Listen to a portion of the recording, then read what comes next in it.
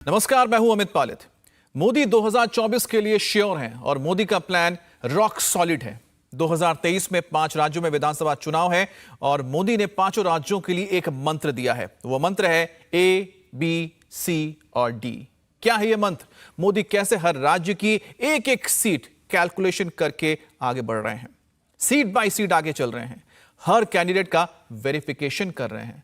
मोदी ने 23 के लिए जो चुनावी स्क्रिप्ट लिखी है, प्रधानमंत्री का वो साइंटिफिक अप्रोच 2024 में कैसे पूरा होगा, और ये पूरा का पूरा जो आप कह सकते हैं कि एक्सरसाइज है, गेम चेंज कर देगा विपक्ष का। नरेंद्र मोदी ने किस राज्य के लिए किसको क्या टास्क दिया और 23 के रास्ते 24 की जीत के लिए कौन सा मास्टर प्लान रेडी किया है, पूरी रिपोर्ट देखिए। 24 के लिए मोदी का मिशन वेरिफिकेशन क्या है? मोदी का मिशन वेरिफिकेशन विरोधियों के लिए सबसे बड़ी टेंशन क्यों बन गया है? 2024 में पॉलिटिकल हैट्रिक के लिए प्रधानमंत्री ने साइंटिफिक तरीका ढूंढ निकाला है। वो साइंटिफिक अप्रोच क्या है?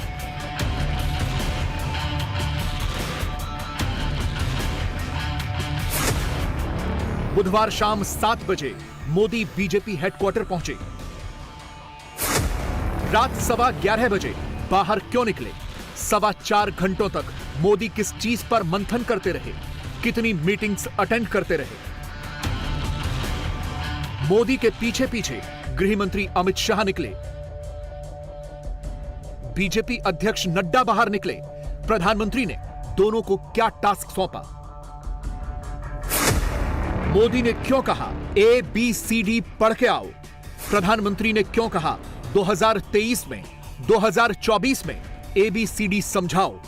24 से पहले मध्य प्रदेश और छत्तीसगढ़ के लिए मोदी का ABCD वाला प्लान क्या है? यह प्लान वैसे तो स्टेट लेवल वाला है, लेकिन अंदर की खबर यह है कि यह 2024 वाला ट्रायल रन है।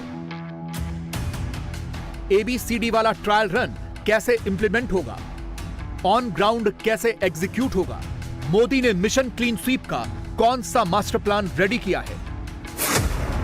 मध्य प्रदेश में 230 विधानसभा सीटें हैं, 29 लोकसभा सीटें हैं। 18 के चुनाव में बीजेपी ने 230 विधानसभा सीटों में से 109 सीटें जीती थी। 19 के चुनाव में 29 लोकसभा सीटों में से 28 मोदी ने जीती थी। तो इस बार 23 और 24 के लिए प्रधानमंत्री ने शिवराज सिंह चौहान को क्या इंस्ट्रक्शन दिए हैं? मोदी ने पॉलिटिकल ABCD का कौन सा खाका तैयार करने को कहा है? छत्तीसगढ़ में 90 विधानसभा सीटें हैं, 11 लोकसभा की सीटें हैं। 18 के विधानसभा चुनाव में बीजेपी छत्तीसगढ़ में 15 सीट पर सिमट गई थी। 19 के लोकसभा चुनाव में 11 में से 9 सीटें मोदी ने जीती थी। छत्तीसगढ़ में 100% स्ट्राइक रेट के लिए मोदी ने अपना कैलकुलेशन कर लिया है। रमन सिंह को भी टारगेट सेट करने को कह दिया है। छत्तीसगढ़ के लिए मोदी की ABCD वाली स्ट्रैटेजी क्या है? यह समझने के लिए आपको सबसे पहले प्रधानमंत्री की लेट नाइट मीटिंग की मिनट टू मिनट डिटेल पता होनी चाहिए। बुधवार शाम 7 बजे बीजेपी की CEC की बैठक हुई। शिवराज, कैलाश विजयवर्गीय, रमन सिंह, अमित शाह, राजनाथ सिंह, सारे बड़े नाम पहले से मौजूद थे। फिर मोदी आए और 7 बजे से लेकर रात 10 बजे तक मैराथन मीटिंग हुई। 3 घंटे तक चली इस मीटिंग में मोदी ने मध्य प्रदेश और छत्तीसगढ़ के लिए ABCD वाले प्लान पर काम करने को कहा। मोदी रिजल्ट को लेकर कितने सीरियस हैं, ये इसी बात से समझ लीजिए कि मीटिंग में छत्तीसगढ़ को लेकर 2 घंटे तक चर्चा हुई, मध्य प्रदेश पर करीब 1.5 घंटे की चर्चा हुई। आगे बढ़ने से पहले आपको मोदी के इसी ABCD वाले मास्टर स्ट्रोक की डिटेल्स दे देते हैं। दरअसल ये 4 अलग अलग कैटेगरी हैं। A कैटेगरी में वो सीटें हैं जहां बीजेपी ने पिछले चुनावों में हर बार जीत हासिल की। B कैटेगरी में वो सीटें हैं जिन पर बीजेपी को जीत और हार के मामले में मिश्रित परिणाम मिले हैं। C कैटेगरी में वो सीटें हैं जहां बीजेपी कमजोर है, और D कैटेगरी में वो सीटें शामिल है जिन पर बीजेपी कभी नहीं जीती। प्रधानमंत्री ने इन चारों कैटेगरी को लेकर क्लियर इंस्ट्रक्शंस दी हैं। A कैटेगरी को लेकर मोदी ने कहा है कि हम यहां मजबूत हैं, तैयारी अभी से शुरू करो। बी कैटेगरी को लेकर मोदी ने कहा है कि जिन सीटों पर मिक्स्ड रिजल्ट्स देखने को मिले हैं, वहां पूरी ताकत लगाओ। सी और डी कैटेगरी को लेकर मोदी ने दो टूक शब्दों में कहा है कि कमजोर सीटों पर खास फोकस रखो। सी कैटेगरी की सीटें वैसी हैं जहां बीजेपी 2 से अधिक बार हारी है और जब जीती भी है तब वोट का अंतर काफी कम का रहा है। वहीं डी कैटेगरी की सीट वैसी सीटें हैं जहां बीजेपी कभी नहीं जीती। ऐसे में इन्हीं सीटों पर सबसे ज्यादा फोकस किया जाएगा। सवाल है कि मध्य प्रदेश और छत्तीसगढ़ में ऐसी कितनी सीटें हैं जिसे लेकर मोदी काफी चिंतित हैं। मध्य प्रदेश में 27 सीटें पिछले चुनाव में ऐसी रही थी जहां बीजेपी 1000 से कम वोट से हारी थी, इसलिए यहां सबसे ज्यादा फोकस करने के लिए कहा गया है। 30 बिल्कुल कमजोर यानी डी कैटेगरी की सीट पर भी एक्शन प्लान रेडी हुआ है। छत्तीसगढ़ में डी कैटेगरी की 5 सीटें हैं, यानी वो सीटें जहां बीजेपी कभी नहीं जीती। सी और डी कैटेगरी वाली सीटों पर मुद्दों से लेकर उम्मीदवार चुनने तक सब कुछ बीजेपी आलाकमान अपने लेवल पर ध्यान देगा। ऐसा पहली बार हुआ है जब बीजेपी ने चुनाव से लगभग 3 महीने पहले ही वहां के संभावित उम्मीदवारों को लेकर सार्वजनिक रूप से काम करना शुरू कर दिया है। इसी मीटिंग में यह भी तय हुआ कि एमपी और छत्तीसगढ़ के लिए सी और डी कैटेगरी की सीटों पर उम्मीदवारों का ऐलान जल्द किया जाएगा ताकि कैंडिडेट्स को तैयारी करने का पूरा मौका मिले। और नतीजा आपके सामने है। बुधवार रात मीटिंग हुई और गुरुवार को दोनों ही राज्यों की पहली लिस्ट बीजेपी ने जारी कर दी। छत्तीसगढ़ के 21 उम्मीदवारों की पहली लिस्ट आ चुकी है। मध्य प्रदेश के 39 उम्मीदवारों का नाम जारी कर दिया गया है। बीजेपी दफ्तर आने के बाद बैक टू बैक 2 मीटिंग्स करना इस बात का संकेत है कि मोदी अभी से 24 का मास्टर प्लान रेडी कर चुके हैं और 2023 में मोदी के टारगेट पर सिर्फ 2 राज्य नहीं हैं, टोटल 5 राज्य हैं। 23 में राजस्थान में भी चुनाव होने हैं, यानी यहां पर 200 विधानसभा सीट और 25 लोकसभा सीटों का सवाल है।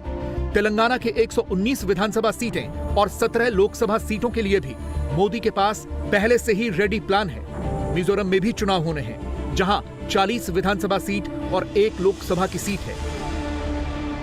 मोदी सिर्फ मीटिंग्स नहीं कर रहे, ग्राउंड रिपोर्ट्स के आधार पर आगे की रणनीति तैयार कर रहे हैं। डेटा कलेक्ट करने वाली टीम एक-एक सीट का हिसाब किताब करके मोदी को रिपोर्ट भेजती है। लोकल लीडरशिप से फीडबैक लिया जाता है। इंटरनल सर्वे के लिए प्रोफेशनल्स की टीम अपना फीडबैक बीजेपी की टॉप लीडरशिप को भेजती है। ये टीम टिकट नहीं बांटती, वेरिफिकेशन करके ग्राउंड रियलिटी मोदी को बताती है। दिल्ली में मोदी के पास जो रिपोर्ट भेजी जा रही है वो सही है या नहीं, एक-एक चीज का वेरिफिकेशन होता है। उसी के बाद आगे का प्लान बनता है और मोदी फाइनल कॉल लेते हैं। मीटिंग्स तो मोदी विरोधी गुट भी कर रहा है। दिल्ली में राहुल गोलमेज सम्मेलन करते हैं। कांग्रेस अध्यक्ष महिला कांग्रेस के सम्मेलन में जाकर मोदी को ताना मारते हैं। पटना में नीतीश प्रेस कॉन्फ्रेंस करके मोदी पर हमलावर दिखते हैं। झारखंड में हेमंत सोरेन स्टेज पर इंडिया गुट की फोटो चिपकाकर मोदी मोदी करते हैं। इनका तो एजेंडा ही किसी तरह मोदी को हराना और भ्रम फैलाना है। चील उड़ रहा है तो मोदी बोलते हैं भैंस उड़ रहा है, देखिए। यानी इतना एक्सॉग्रेशन करते हैं। अब भाइयों बहनों छोड़ दिए हैं, अब बोल रहे मेरे परिवार वालों, मेरे परिवार वालों, आप देखिए मैं इतनी कोशिश किया, ये अपोजिशन पार्टी वाले मुझे ऐसा कहते हैं, हाँ इंडिया ऐसा कर रही है। अरे इंडिया ऐसा कर रही है, रो मत भाई, तुम भी फाइट करो ना। क्यों रो, ऐसा कर रहे वैसा कर रहे, हम तो लड़ रहे हैं। आपके जो अनेक हमारे लोगों को सता रहे हैं, अपोजिशन के लोगों को सता रहे, ईडी का उपयोग कर रहे हैं, सीबीआई का उपयोग कर रहे हैं। आज वो दिन है कि इन बेईमान जो लोग हम लोग के विरोध में खड़े हैं, ये वो लोग हैं जो इस देश को भूखा नंगा करने पर तुला हुआ है। ये वो लोग हैं जो आपके शरीर से कपड़ा उतारने वाले लोग हैं। जात धर्म का जहर फैलाकर हिंदू मुसलमानों को आग के हवाले कर, मॉब लिंचिंग कर, आदिवासी दलितों को घसीट कर रस्सी में बांधकर सड़कों पर बेइज्जत करना, मणिपुर में जैसे समुदायों को एक दूसरे के साथ लड़वाने के लिए मजबूर करना, यही इनका काम है, यही इनकी सोच है कि देश लड़ेगा, इनकी राजनीतिक रोटी पकेगी। इसीलिए अब हम लोगों ने भी ये कमर कस लिया है। अब इस देश की जनता को आपस में लड़ने नहीं देंगे और इनके राजनीतिक मंचों पर पानी फेरने का काम करेंगे। मगर मोदी और विरोधियों के वर्किंग स्टाइल में एक फर्क है, और वो फर्क ये है कि मोदी हर टास्क को मिशन मोड पर लेते हैं, विरोधी आपस में ही तू मैं करने लगते हैं। उदाहरण के तौर पर दिल्ली में राहुल मीटिंग बुलाते हैं, अंदर क्या बात होती है किसी को नहीं पता, मगर बाहर आकर कांग्रेस के नेता कहते हैं कि कांग्रेस दिल्ली की 7 लोकसभा सीटों पर चुनाव लड़ेगी। कांग्रेस इतना कहती है कि इंडिया गुट में ही बवाल मचने लगता है। ऑन कैमरा सोशल मीडिया पर आम आदमी पार्टी वर्सेस कांग्रेस शुरू हो जाता है। ये तो एक नीडलेस कंट्रोवर्सी है। अलका लांबा जी ने मुझे याद ये कहा था कि हमको 7 सीटों पर तैयारी करनी चाहिए, और करनी चाहिए भाई तैयारी। अलायंस जब तय होगा तब होगा। अलायंस भी अगर तय होता, मैं आपको बताऊं, अगर समझ लीजिए कांग्रेस को 2 सीटें मिलती हैं, या कांग्रेस के जिससे अलायंस करता है उसे 2 सीटें मिलती हैं, ठीक है, तो अगर दूसरी सीट पर हमारी तैयारी नहीं है तो हम अपने पार्टनर की मदद कैसे करेंगे? और अगर हमको तो नहीं मालूम भाई 7 सीटें हैं, समझ लो हमको 4 सीटें मिलती हैं, कौन सी 4 मिलेंगी हमें क्या पता अभी। तो उनमें अगर हम तैयारी नहीं करके रखेंगे तो हम चुनाव कैसे लड़ेंगे? चुनाव के 2 दिन में लड़ लिया जाता है। अरे तो पार्टी हमलावर हो गई। नहीं, हाँ, कुछ नहीं है वो। देखो, एक तो क्या कि थोड़े बहुत बेवकूफ़ हैं, कम समझते हैं, तो सामान्य भाषा वो समझते नहीं है। दूसरा क्या, जिंदगी में कभी उनको सच सुनने की आदत नहीं रही ना, वो सच और झूठ के बीच में अंतर नहीं समझते। जिस आदमी ने जिंदगी भर झूठ बोला हो वो समझता ही नहीं है कि सच क्या होता है, सत्य कैसा होता है, और निष्ठा और प्रतिष्ठा वाली पार्टी किस तरीके से बात करती है। जो जैसे मैंने कहा ना, जिस स्तर पर आम आदमी पार्टी हमेशा रही है वो कांग्रेस के तर्क को कभी नहीं समझती है। भाई प्रजातांत्रिक व्यक्ति थोड़ी है ये, तो जिसको कहते हैं ना फासिस्टवाद का एक नमूना है ये आदमी।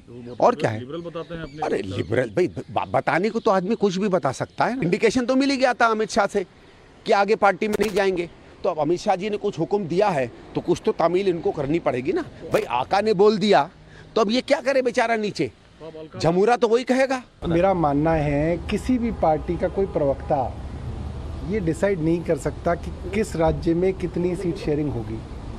ये बड़ी गंभीर चर्चा के विषय हैं। जितने भी गठबंधन के दल होते हैं वो सामने बैठते हैं, अपनी कैलकुलेशंस लेके बैठते हैं, अपने क्राइटेरियाज लेके बैठते हैं, उस पर चर्चा होती है, तब ये बात तय होती है। ये बात प्रवक्ता हम जैसे लोग कोई ना तय कर सकते हैं। घी लेके मत घूमिए,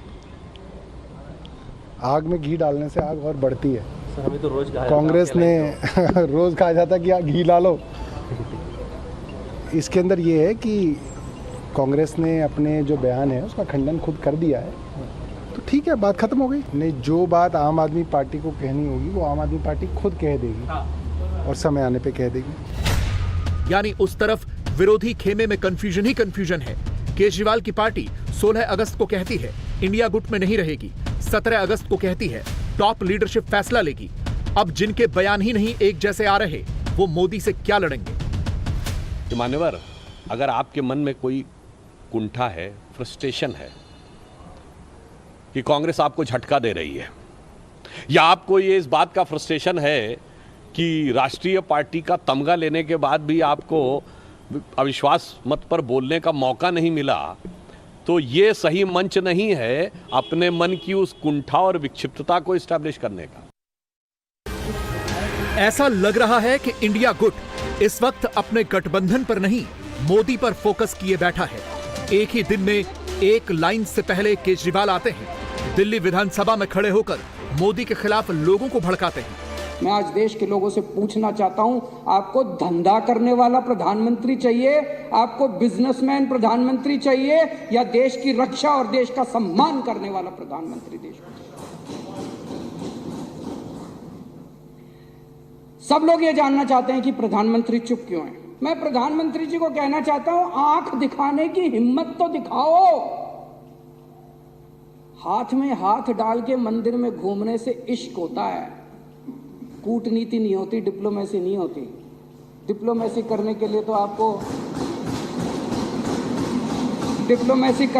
आपको आंखें दिखानी पड़ती है। दिल्ली के मुख्यमंत्री केजरीवाल जी कभी भी सत्र का उपयोग, यानी दिल्ली की विधानसभा का उपयोग दिल्ली के विषय के लिए नहीं करते।